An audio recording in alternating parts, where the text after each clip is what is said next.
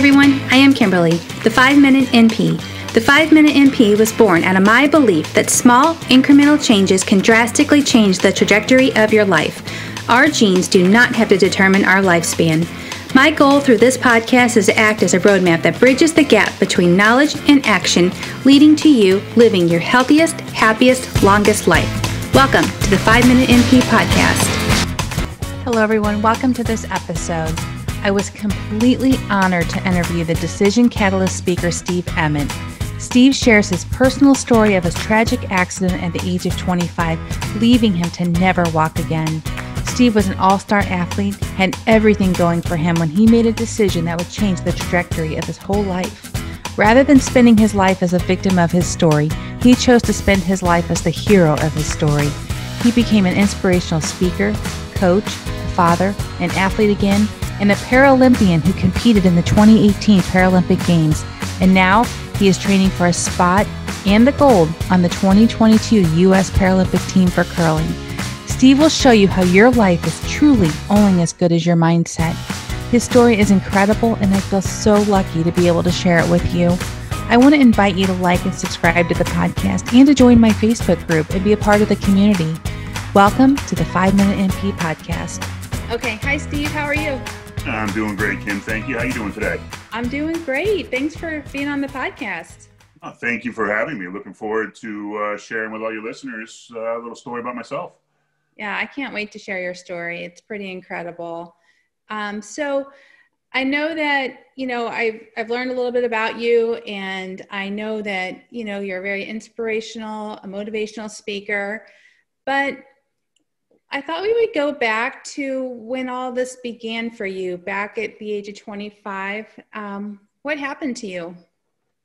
Well, leading up to that, I've been a popular athlete my entire life, and very successful athlete, student athlete. I attended college at the United States Military Academy. I transferred from there and went to UConn. I played basketball at the University of Connecticut for a couple of years and walked onto the team. And I was actually, at the age of 25, I was ready, as a lot of us were or are at that point in our lives, to settle down. And the white picket fence and the pets and the family and the wife and kids, and settle into a career. And unfortunately, one night when I was out with my buddies, I made an awful decision to get behind the wheel of my vehicle and attempt to drive home after drinking. Mm-hmm. That day, obviously, changed my life forever. It flipped everything I had going upside down, and it was unfortunate, but I made a bad decision that day, and with every decision that we make, there are consequences, and I am now paying a tough consequence, being in a wheelchair for the rest of my life, probably being a disabled person. But that day for me started off just like any other. I didn't see anything coming. Obviously, myself and my buddies went out to a local bar, and when I got into the bar, and the owners and the waitresses and the waiters automatically recognized me as being a former UConn basketball player. It was a local bar here in Connecticut. And right away, whatever you want, Steve, help yourself. The whole night's comp. Don't worry about a thing. You want more food, you want more drinks, go ahead, get in there and help yourself. Don't worry about anything. So myself and my buddies started drinking, and, one drink led to another. And a couple hours later, it got to the point where, we had been drinking for a while. I got into a physical altercation with another patron at the bar, and I don't remember that. Mm-hmm. And from what I was told, I beat him up pretty bad to the point where he needed to go to the hospital. So the owners there called the police, called the hospital. Everybody's on their way. My buddies came over to me and said, "Listen, we got to get out of here." The owner said, "You got to get Steve out of here. We don't want any bad press for anybody. We'll take care of this person." So my buddies whisked me out of there. I remember getting back to my truck where I had parked, and I remember putting the keys in the ignition, and I remember starting to drive away, and that's the last thing I remember. Mm. So going back again into my life, I am arguably the most successful athlete that's ever come out of my high school. In this 80-year high school, 80 years history of the high school.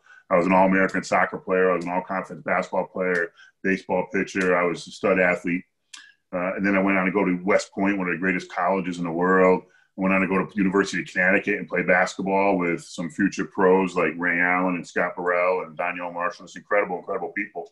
Wow. And here I am now at 25. I don't even remember that night. And that's pretty sad.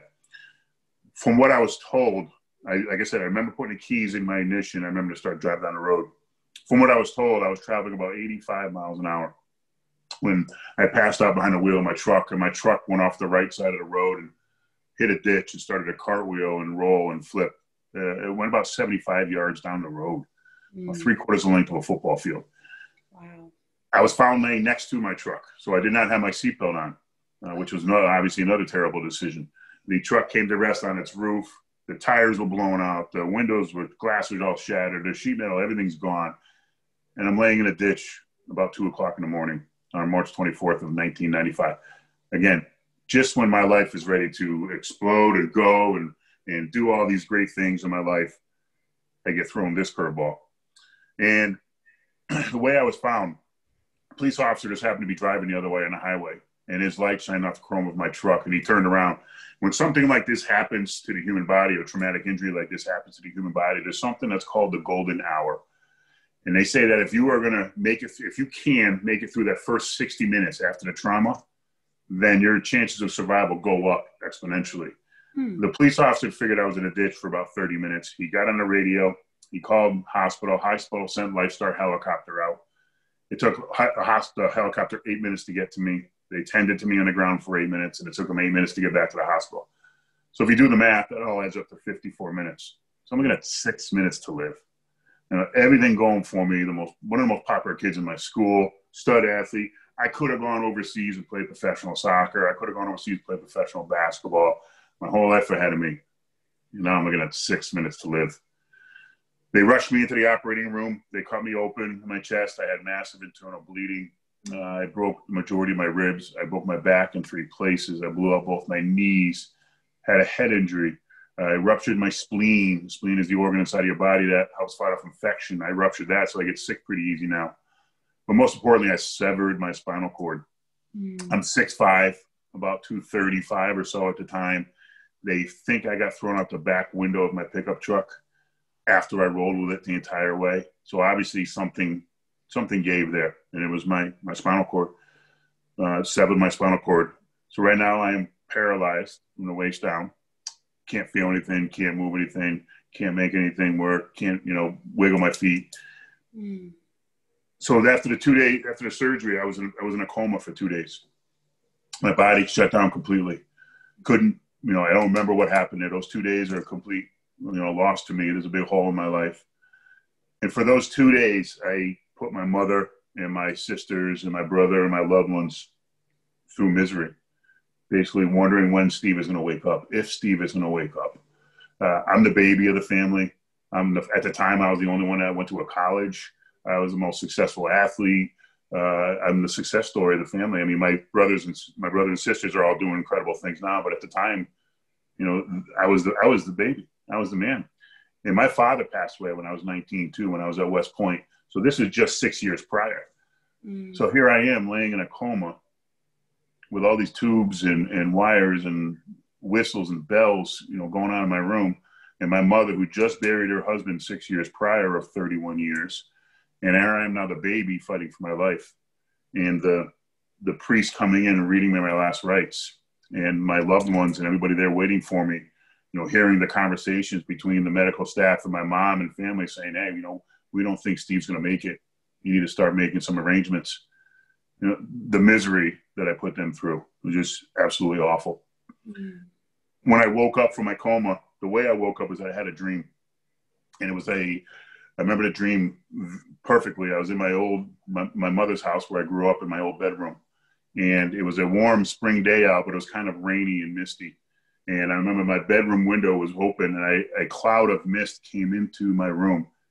I leaned forward into that cloud of mist and something grabbed me and threw me in a corner of a closet and started spinning me around in a circle real fast. Excuse me. And as that's going on, it was peaceful, it was beautiful. As that was going on, I saw a beautiful, bright skeleton of a person. And then all of a sudden, all the lights came together at one point, and I woke up exactly at 6 o'clock in the morning, 2 days after my accident. Now, everybody I've talked to from here to California to Florida have all said the same thing. It's probably my guardian angel. It's probably my father saying, hey, get back down there and do some good with this. You messed up, take responsibility for it. You made a decision. You got to live with the consequences now. You can go out, talk to people, listen to people, share your story with anybody that will listen, because you can impact some lives out there, because there's a lot of people out there that are doing some stupid things like I did. You can impact lives. When I woke up, the first person I saw, now I'm lying on a bed looking straight up in the air. I got bright lights everywhere. My hands were handcuffed to the bed so I wouldn't pull out my respirator that was in my mouth that was keeping me alive. I had wires and tubes sticking out of every part of my body, absolutely every part. And I'm looking straight up in the air. And the doctor came in and brought my family in. And the doctor leaned over my almost lifeless body and she said, Stephen, you've been in a bad automobile accident. You'll never walk again. And she left the room. What? Where am I? Wake me up. 25 years old. I'm Steve Ent. I'm the stud athlete. I'm the popular kid in school. I am, I'm the West Point cadet. I'm the UConn basketball player. I'm invincible. I can't be touched. What do you mean I'll never walk again? She walked out of the room and my mother came over to me. Now, I remember at this time I'm paralyzed from the waist down, so I can't feel anything. But I'm completely numb from the neck down because of all the medication that I was on. And she leaned over my body, and I saw the tears welled up in her eye. And one teardrop fell from her eye and hit me on the cheek and rolled down my cheek. And believe me, I felt that. That was the deepest, most profound feeling I've ever felt, probably ever will again. And she kissed me on the forehead, and Stephen, I love you, and she left the room. What did I do? What the hell I put my family through for those 2 days. I'm sitting there fighting for my life, wondering if I'm ever going to wake up. I didn't realize it at the time, but that right there, when she did that, I was thrown. I was like, all right, now what? Where do we go from here? It's completely flipped my life upside down. Who's going to take care of me? Who's going to bathe me? Who's going to feed me? Who's going to do all these things? That I had so many questions running through my mind that night or that day when I woke up. And there wasn't really anybody there to answer the questions for me. You're sitting or laying in a hospital bed. It's not their place, the doctors and nurses, to answer those questions. You go to a rehab facility and you learn how to live all over again, and it's their job. So I had many, many, many, many questions. What's going to happen with me? Am I going to be a burden on anybody? I spent some time in the hospital there, and then I went to a rehab hospital here in Connecticut, which was phenomenal. Gaylord Rehab Hospital, phenomenal place, saved my life, changed my life. And it was there that, obviously I learned how to live all over again, how to be in a wheelchair, how to get around every day in a wheelchair, how to get out of my chair, get into my chair, how to drive, how to, bathe myself, how to clothe myself, how to open a door, all those things. I had to learn to live all over again. And there was a couple of days in the hospital where, it was the darkest moments of my life. One day they were carrying me, which was pretty sad. They're carrying me from my bed to my wheelchair, and the nurses dropped me. And I landed right on the tire of my wheelchair, and I bruised my tailbone. So I had a bruise in my tailbone, and that's something that is very bad for somebody that's in a wheelchair, because we're sitting all the time. So for 2 straight days, I had to lay in bed on my side with my butt cheeks taped wide open to the window to air out. 2 straight days, I couldn't get out of bed. And for those days, I was the most miserable, negative person that I've ever met in my life. The thoughts that came into my mind: who's going to take care of me? Who's going to feed me? Who's going to bathe me? Am I going to be a burden on people? I'm a vegetable now. I'm a paraplegic. All these negative thoughts for 2 days. None of the doctors or nurses wanted to be around me. The therapists, they didn't want anything to do with me. And I don't blame them. I thought about maybe this world will be a better place without me in it. And I thought about taking my own life. But then something incredible happened. I healed up. The nurses put me in my wheelchair, and they brought me down to the swimming pool. And when I was growing up in Connecticut, we had a little cottage in New Hampshire, my family, and it was on a lake, and I was in the water all day long. I absolutely loved the water. So the nurses, you want to go swimming? I said, yeah, I'll try it. So they put a life jacket on me, and they put me in a chair that raise you up over the side of the pool and lowers you slowly into the pool. And as my legs were in the water, and I see the water hit my feet, and I couldn't feel anything. And I thought, this is weird. and the water's rising on my body and I can't feel it. I'm like freaking out. What's going on here? And all of a sudden the water just hits my hands and my chest and my face. And again, I'm not religious. And, you know, for those of you out there that are, that's beautiful. Personally, I'm not. But it was like I was born again. It was like, you know, let's go. So I'm sitting in a life jacket in a pool in the middle of Wallingford, Connecticut. And I had a decision to make right then and there. You know, do I want to be this same person I've been for the last 2 days? The negative, all the thoughts coming in my mind, acting like a jerk to people around me, you know, being a pain in the butt to everybody that's around me. Or do I want to be my normal self? You know, bring on the challenges, be positive. I got this. I can do this no matter what it is. I will, not I can, but I will get over it. And right there in that pool, I made that decision to get on with my life and forget about the last 2 days. Get me out of this pool as soon as possible. Let's go to the gym. Let's go to rehab. Let's talk to doctors. Let's get to nurses. Let's go therapists. Let's do everything. Get me out of this hospital. Let me get on with my life. And that right there was a defining moment of my life. It wasn't my accident. It wasn't the actual accident. It wasn't all the success I had in high school or college or could have been. Or for me right now at 50 years old, 25 years old, sitting in a pool in Connecticut, that was a defining moment of my life. You're either going to survive and move on and be happy and successful, or you're going to be negative and you're going to be stuck right here for the rest of your life, not succeeding, being a pain in the butt to everybody around you. That's when I decided right there to get on with my life. That's the second part of my story now. Now my second half, at 50 years old, 25 is halftime. We did great. We got halftime. We evaluate, and now we move on to what's going on now.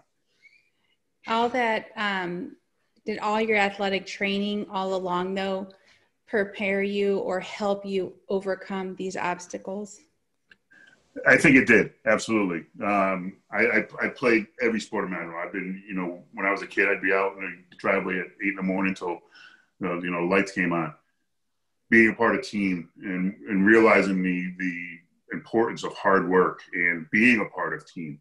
I could not begin my healing process until I came to grips with myself, saying, "Hey, listen, you know, you messed up. Take responsibility for it. You're alive." I mean, Kim, I'm lucky to be alive. I'm lucky to be paralyzed. I mean, how crazy is that? You know, I'm lucky to be able to spend this time with you today. I should have been killed that night. So all the 25 years before of all the coaches and the hard work and the West Point, and here's a task that you cannot get done in 4 hours, but I want you to do it in 5 minutes. And then you try it and you don't stop until you get it done. So that was absolutely instilled in me at a very young age by my parents, the hard work, to keep going, the do it right the first time, the success.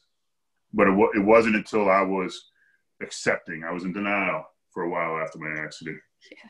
Right. And it wasn't until I accepted what had happened. When I first, you know, came out of my coma in those first few months, I didn't want to be around anybody else in a wheelchair. I didn't want to talk to doctors. I didn't want to talk to nurses. I didn't want to go to therapy. You know, therapy is for losers. No, it's not. You know, I went every day for 2 years and I absolutely loved it. And I highly recommend it now. So until I accepted what had happened, the healing process cannot start. And that's for everybody. You know, we all make decisions. We all make, you know, unfortunately bad choices at times. We own up to it. We accept it. If there's some kind of sort of pain or injury involved, we deal with it. And then we can start healing and moving on. So absolutely, the athletics were a huge part of my success in getting over this. And, you know, everybody asks me now, I don't know how you do it. I don't know if I can overcome what you did. You lost both your parents. You lost the use of your legs. I've had other things in my life. I don't know how you could do it. I wouldn't be able to do it, they tell me. And I'm like, you're wrong. You're wrong. You know, we all got it inside of us. We have this. I promise you, you have it. You just have to look deep inside yourself to get it out, you know, empower yourself. Why look for others? And when I speak now and I travel, I speak to groups, I teach to schools, I speak to companies, and I just finished writing a book, actually, that'll be out in about a month. Oh, wow. Empower yourself. You know, don't look at it. You don't need a hero. My hero growing up was Larry Bird. Played for my beloved Celtics, you know, the Celtics. He was, you know, in my opinion, the best player in the world until this guy, Michael Jordan, came along, you know. But Larry Bird, when I woke up from my coma and I was told I was never going to walk again, Larry Bird wasn't going to make me walk. My parents weren't going to make me walk. My teachers, all these people that are labeled heroes, no, they're mentors. The heroes inside of us. Go down there and get it. It's there. Go get it. So my inspiration, my goal in life now, my drive is to empower people to don't look elsewhere. You got it all right here. We all got it in our own special way. Let it out and empower yourself. Be your own hero. So that was a big part of me. Absolutely. Wow. I mean, you make it sound so easy, but I'm sure this was a decision you were making daily.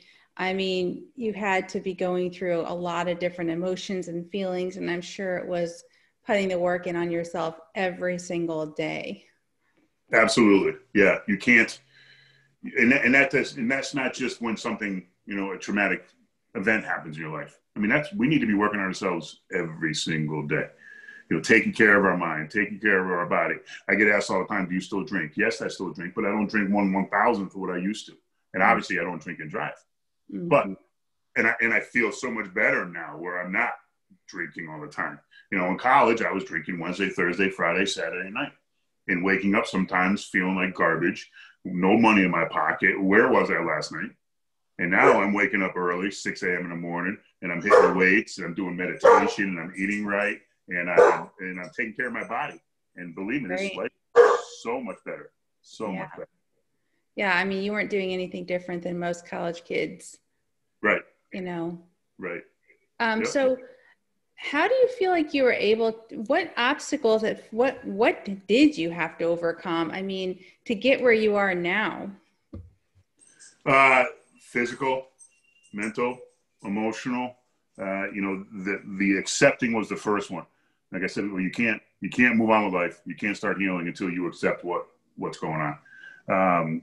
Physical, every day there's limitations for me being in a wheelchair. I travel a lot now, and I'm, off in, some country somewhere in this cobblestone streets, and you can't get on the street. Door's not wide enough. Stairs. Everybody's, majority of homes that, if your listeners are probably not accessible to somebody in a wheelchair. Mm-hmm. Ramps got to be built. So there's the physical limitations. There's also the mental limitations. People looking, at me being in a wheelchair and automatically feeling pity and sorry for me. And that's one of the reasons why I'm so positive and upbeat and whistling all the time and saying hello to everybody, because people shouldn't be looking at me or anybody else with a disability, for that fact, anybody else that's disabled, as pity, because we all have crutches. My wheelchair is my crutch. Right. I'm the same person now. Before, I'm just 4'5" instead of 6'5", because I'm sitting down all the time. Right. People have a walker, people have a cane, people have the mental crutches, the physical crutches. Some you can see, some you can't. Everybody just treat everybody beautifully and equal. I mean, this world's a beautiful place. Without a doubt. Yeah, I think what you're saying, about, not look upon you with pity, not look upon others with pity. But I think a lot of times we can do that to ourselves. We can feel sorry for ourselves. We can blame others for our situation. And I think you're right. It's like looking inward and taking the responsibility, taking the blame, and not throwing it onto other people. Absolutely. And not only just taking the blame, but also taking responsibility for your successes. Right. We're all 70, 80 years old, and we look back at our wonderful life. Everything that we have done, we've done.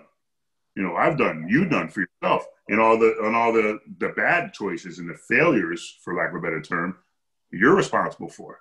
Nobody made us do those things. Nobody made us do this, So yeah, take blame. Don't look elsewhere. I screwed up. I'm not, you screwed up. They screwed up. Take blame for it. However, when you succeed, pat yourself in the back. Yeah. For the kid, I passed that test. Yeah, I feel good. I got a promotion. I feel great.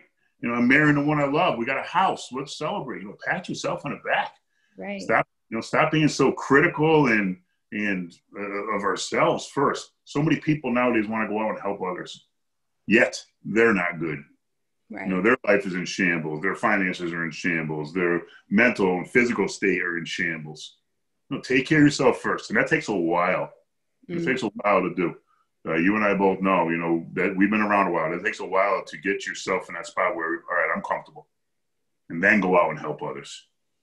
Yeah, you're so right. I mean, it's so much about just, putting it on you. And I think that so much, you think about all of the different philosophers and all of the people that talk about mindset. It all starts with you. But in reality, it's so true. Absolutely. Absolutely. You can't, it's like and I coached high school basketball for 20 years, and it's like you're teaching somebody the wrong way to shoot a layup. You can't, you can't. You can't. You got to know what you're doing before you go out. So take care of yourselves, physically, mentally, emotionally. Take the time out of your day. Don't rush. Don't get stressed out. Things happen. Things happen in life, and you can't control. You can't control a lot of things, and so many people just get so worked up about the things they can't control. Just make a list if you have to. What's going on? Boom, boom, boom. All right, well, I can take care of this. I know I can get up earlier and I can eat right. We'll do that. You can't control whether the bus is on time or not, for your kids. So just the things that you can control, and it'll be so much easier. Life is beautiful. Yeah. What made you decide to mentor and inspire others with your story? I mean, what made you want to, make it bigger? It was a combination of two things. When after my accident, I went back to my old job, and it was a desk job, and I wasn't happy. And one day I got a call from a local middle school, the one I went to when I was a young boy. And they said, listen, we have an eighth grader here who has no father. And he's always in fights, and he's failing school, and he just needs a big brother. Do you think you want to, try it out? I said, all right, I'll try it out. So, I went over like maybe, 10 minutes on Monday. And then that 10 minutes turned into 30 minutes and then an hour.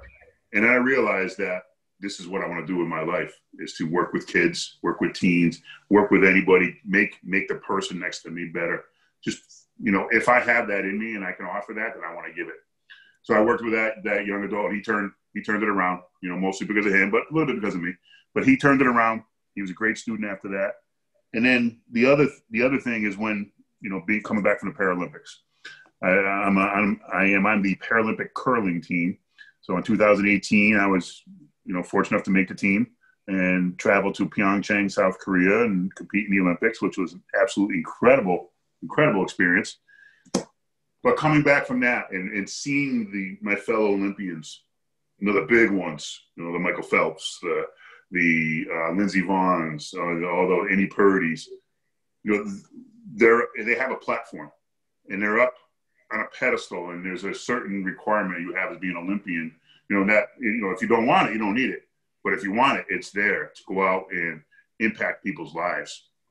So when I came back from the Olympics, I actually retired from my teaching. I was 20 years as an educator. I retired from that and just took on the public speaking role to go out and impact people's lives. Whether it's a high school and speaking to them about the dangers of drinking and driving, because I'm living proof of what can happen. Right. Look at me. Don't do what I did. I'm living proof. Or speaking to corporations, or speaking to anybody that listen about setting goals and teamwork and becoming a Paralympian. And now the next chapter of my life, ironically, is writing a book.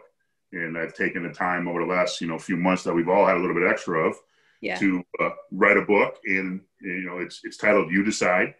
And the word decide is an acronym for a 6-step plan to becoming your own hero.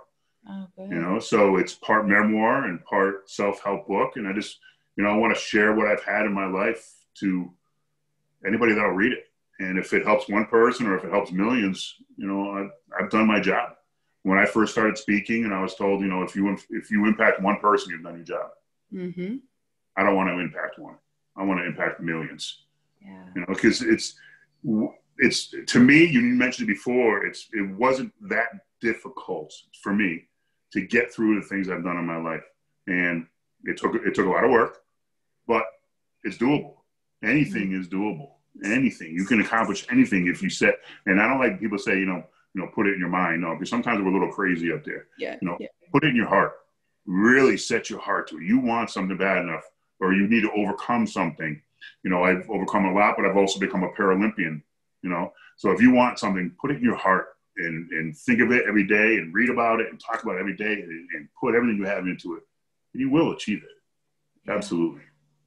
How did you decide to be an athlete again? I mean, that's a big deal. It is a big deal, especially from where I came before. I struggled with it for a while when I was in my denial phase, and not accepting what had happened physically to me. There was many people recruiting me to play wheelchair basketball. And, literally a couple of days after I came out of my coma, there's guys in my hospital room in wheelchairs saying, "Hey, you got to come play basketball for us." I'm like, wait a minute. I'm trying to get my life together here. Like, woke up from my coma, give me a few days to get over this. So, right. so they were recruiting me to play basketball. I tried wheelchair tennis. I tried racing. I actually raced in the New York City Marathon in 2010, which was insane. Yeah. For all you runners out there, good for you. I'll never do that again. And then just 6 years ago, for 17 years after my accident, I was looking for that one sport. I needed something. I need to compete. I'm a very competitive person. I am driven. My wife and my boys will tell you I compete at everything, and that's part of my makeup. But for 17 years, I didn't find anything, that fed that. 6 years ago now, I went to Cape Cod, Massachusetts one day on a whim. Never been there before in my life. Just decided to get away for the weekend. I checked into my hotel. I asked them, "What do I do? I'm not from here." And they say, "Well, you need to go to Woods Hole. You need to go to this place called Pie in the Sky, get something to eat, get a cinnamon roll, sit out and watch the fairies come in. It's a beautiful day. Enjoy yourself." So I park my truck in Woods Hole and I push up the hill, and I'm eating a cinnamon roll there, just enjoying myself. And this gentleman comes around a corner, 60 years old or so, hair slicked back, Italian-looking guy. He comes up to me, he says, "Are you local?" And I said, "Well, no, I'm from Connecticut, like 2.5 hours." And there was about 10 seconds of dead silence between us, Kim. And I'm like, all right, I'm getting stalked here. Like something's going on. Like I'm scared now. I'm scared.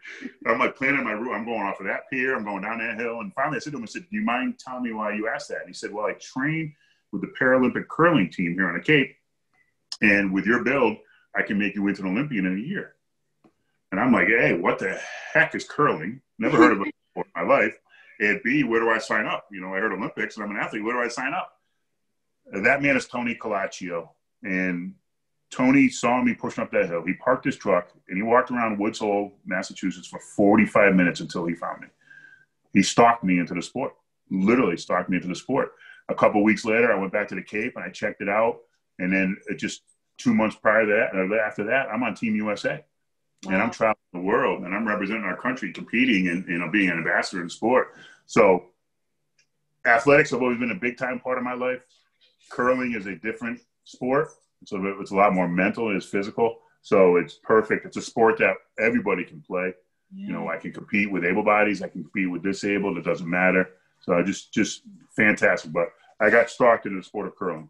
And I'm very grateful that Tony was there that day to stalk me and introduce me and give me the opportunity to be a part of what I'm doing now. Yeah. Wow. And just, surrounding yourself with like-minded people that aren't letting life hold them back. Absolutely. Absolutely. I'm proud of all my teammates. I have 5 teammates now, but our curling program is 25 or so athletes, and we all have a disability in one way. We're all disabled. We, whether it's an amputee or spinal cord or spina bifida, we all have different stories and we all have incredible things to share with others and, get out there. And that's what the Paralympics is all about. The Paralympics is absolutely an incredible place. The people that I met there, if you haven't read or if you haven't seen the documentary Rising Phoenix yet, it's on the history of the Paralympics. It's on Netflix. It's an incredible movie. I have a quote here that I refer to all the time. The Olympics is where heroes are created. The Paralympics is where the heroes come. Oh. The people I met there were absolutely incredible. A guy from Canada who's got one arm. He lost an arm and both legs in a war, and he gets around on a skateboard and is a biathlete, cross-country skiing and shooting. He wins a gold medal. A woman from the United States who's completely blind and she's a downhill skier. Wow. Right? Like, I'm not down the hill at 70 miles an hour when I have my eyes open. She's doing it blind. Wow. That is so inspiring, so empowering. And, it's just like, I'm sure you dealt with, I mean, like you see these people like you that have gone through these awful things, and you could spend your whole life living, focusing on regret, focusing on what you can't do, focusing on the limitations. And yet you and these other people are, you know, focusing on the positive, making the best of life, doing whatever you can. And in my opinion, you're living more than a lot of people that have no disability. I agree. I agree with you 100%. You know, this happened. We can't go back in time. And when you're faced with it or something's going on or whatever, I mean, you move on, you deal with it. You deal with whatever it is, emotionally, physically, mentally, all that. You deal with it and you get on with life. And we only got one life. We're not coming back as another person. It's not going to happen. And like we were talking about before, if I'm going to make all those people around me miserable because of what I did, that's wrong and that's selfish. So, you know, some people do put on a front and put on a mask and you know, try to mask what's going on in life. Not me.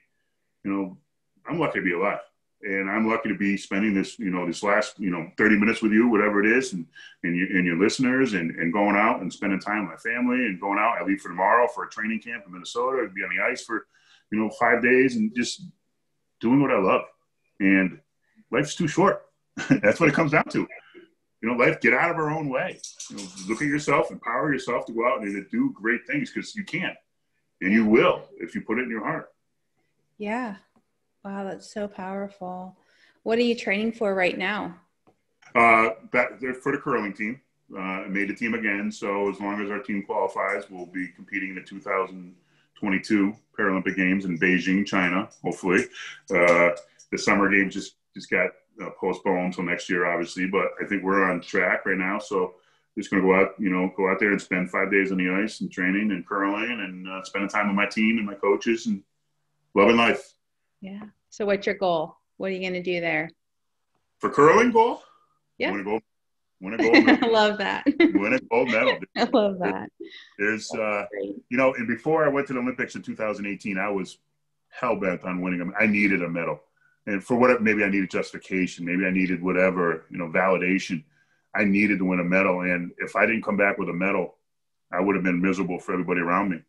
But about a week before I left, there was an interview with Lindsey Vonn and Mike Tirico about her time. You know, she's one of the most, you know, the greatest female skiers of all time, and someone that I look up to. And in that interview, she talked about how the Olympics are more than winning medals. You know, we're all athletes. We're all the greatest at what we do.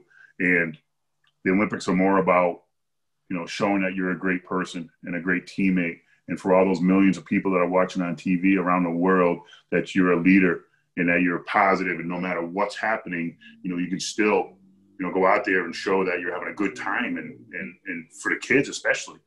So I wrote that interview down and I put it in my room in the Olympic Village, and I read it probably 25 times a day. And I make sure that every time I went on the ice in front of 5,000 people and millions are watching at home, that I had a smile on my face. You know, that if I missed a shot, it's okay. Or if my teammate made a great shot, I complimented them. If my opponent made a great shot, you know, compliment. That's what it's about.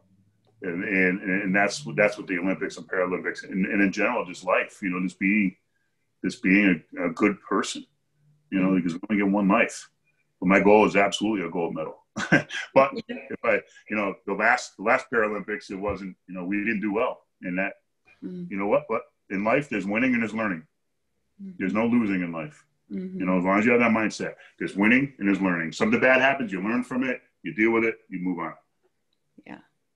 Well, I think I was literally just listening to some stuff. I love John Maxwell, and he was talking about really what leadership is, and what makes you a leader is that it's the courage and it is the uncertain times. It's the unknown. Yes. You know? Yeah. That's your time to lead. Absolutely. Anybody can do great things when there's all, you know, hunky-dory and peachy. Right. But it's when you're knocked down, you know, what are you going to do? Well, how are you going to respond? And it's those that respond by coming out of it and being successful. I mean, that's going to dictate, you know, how people are going to look at us for the rest of their life. You get knocked down, you stay down, that's how you're going to be, you know, that's how you're going to be seen. But if you overcome it and move on with life, that's leadership. And that's the inner drive right there. Right, right. Well, what do you say to people that drink and drive? I mean, what is your message to them when you go to these schools and these young kids? What is your message? What do you tell them? Basically, is look at me. And I tell them my story, my successes, and how I was a man in high school, and the boys wanted to be like me, the girls wanted to be with me. I was a stud at this and that, in college, and TV, and then I'm lying in a ditch on the side of the road, and I'm fighting for my life, and I got 2 days of coma, and now I'm not going to get out. When I leave you guys today, I'm not going to get out of my wheelchair and walk to my truck and drive. This is something every day I got to climb into my wheelchair and climb out of. And it's every day that I'm faced with that bad decision that I made. Yeah. But I've moved on. Yeah. Yeah. I mean, it sounds to me like this experience, like you've just really grown from this experience. Without a doubt. I am better now than what I was 26 years ago. Wow. Without a doubt. I'm paralyzed in a wheelchair probably for the rest of my life saying that to you. I'm lucky to be paralyzed, and I'm lucky to be in a situation I am, and I've got a beautiful wife and great kids and people around me that love me now for who I am, whether I'm in a wheelchair or not. Right. Life is beautiful. Which is what some people never get. Right. You never have that. Right. Yep. And that's unfortunate, but it's out there. Yeah. It's out there. You get it. It's out there. And it's in here. Go get it. It's there for everyone. Yep. I mean, I feel like people probably gravitate towards you because of your attitude, your positive outlook. I mean, you're not negative, dwelling on, all of these negativities, which makes people want to be around you. Absolutely. Yes, I get it. I mean, everywhere I go, people come up to me, all the time and drives my wife and kids nuts. But that's what I am. I talk to everybody, because you don't know. You don't know what that person's going through that day. Yeah, you're right. You might, being a teacher, I stop students in the hallway. If I say good morning to them, they don't say anything. No, come back here. And because you don't know when you greet somebody what kind of day they're having. You might save their life. Right. Literally, you might change their outlook and save their life. Right. Well, most of us have hard days, days we don't feel like motivating, negative mindset. How do you motivate and stay positive on those hard days? I allow myself to be hard on myself or be frustrated for a certain amount of time. Mm-hmm. If there's something, my dog's a great example. My dog Finch knows exactly when I'm frustrated, and he'll stay away from me. And he knows. Just give me a few minutes. Maybe I'm stuck or I can't get over something. Just give me a couple minutes here. Let me get through it, and then I'll be fine. So it's important to take the time out to recognize your feelings and your emotions. You can't hide them. Don't stick them down in there. Recognize that they're going on, but don't allow them to fester. Don't allow them to go on. You have a bad day. Don't allow it to turn into 2 bad days in a row or 3 days. Next thing you know, it's a week. And next thing you know, it's a month. So allow it for a little bit, deal with it, and then you can move on pretty easily. Mm-hmm. Do you journal? I do. Yes. Yep. Mm-hmm. Absolutely. Yeah. And it's nice to look back on all those things and see everything that's going on and what you've been through and, what the days have been like. Yes, absolutely. Well, yep. When is your book coming out? It's launching at the end of the month. I'm thinking maybe Halloween, maybe a couple days before that. So, it'll be out on Amazon, eventually be in Barnes and Nobles and bookstores, hopefully around the country. And like I said, just want to share my story and what I've done and in my life and get out to others. And if it can help, that'd be great. But yeah, end of the month. You decide a 6-step action plan to becoming your own hero. Be on Amazon by Halloween. That's awesome. Where can people find you? My website, www.steveempt.com. You can follow me on Facebook, on Twitter, Steven.empt on Twitter, wherever. I'd love to hear more about your listeners and interact with them more. That'd be great. And can people, are you still, I know during all this crazy time with schools, but people can still book you to come and talk to the school, right? Absolutely, yes. Yep. Yeah, I've done a lot of virtual for college and high schools. Okay. If you want me in person, that's great too. I have no problem with that. Yep, you can just go to my website, steveempt.com, and contact me and we'll go from there. Well, I have one last question. And what is the impact you want to have on the world with your story and through your work? That we need to look at ourselves and give ourselves more credit and take more blame for what the bad things we've done and give ourselves more credit for the good things and empower everybody just go out there and be your own hero. You don't need Larry Bird. You don't need anybody else out there in the world to do it for you. Those are all mentors. They're going to guide us. But ultimately, it comes right here from within us. And you can do it. You will do it if you put it in your heart. Oh, that's so good. Thank you so much for talking. I love listening to your story. I love the positive vibes. I love your attitude. And it is so motivational. And I think a lot of people are going to feel the same way. Well, that's fantastic. Thank you very much for allowing me to be on your podcast. And look forward to hearing with people and working with people in the future. Yeah, anytime. Good luck with your book. It's so awesome. Yeah. Looking forward to it. All right. Well, we'll talk soon. Okay. Thank you. Thank you.